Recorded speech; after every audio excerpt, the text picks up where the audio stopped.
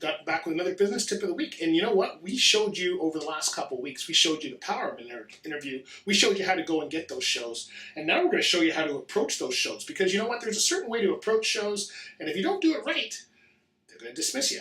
So stay tuned. We'll be right back and we'll show you how to approach those shows so you can get your brand out there.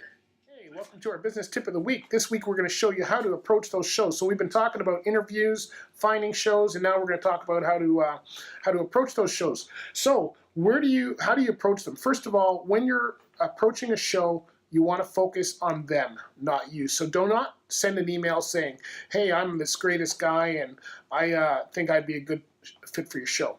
You're probably not going to get the positive response you want. You may want to try something like, "I talk about this," or "I have this is what I do, and I think it would be a good fit for your audience." So the first thing is to focus on them, all right? Make sure you're adding value to their audience. If you're trying to answer questions and you're not really asking them or answering their questions or giving them any information, you're just kind of going around in circles, kind of like the president does, then it's not going to be of value. So make sure you have some actionable items.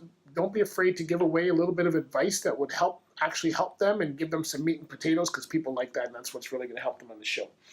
Reach out with the benefit to them. So again, kind of like what I just said in the email, you want to focus on their audience, but here's how I can benefit you.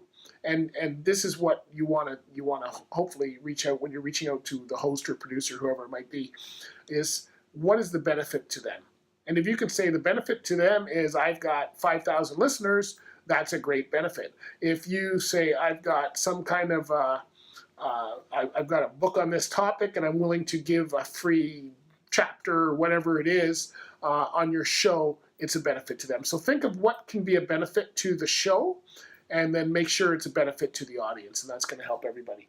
And then just be a good guest, okay? So being a good guest means you're being on time, you're prepared, you're not trying to showcase yourself, you're listening to the questions, you're trying to add real value, and that's going to go a long way to getting you called back. So if you're looking to approach shows, make it about them.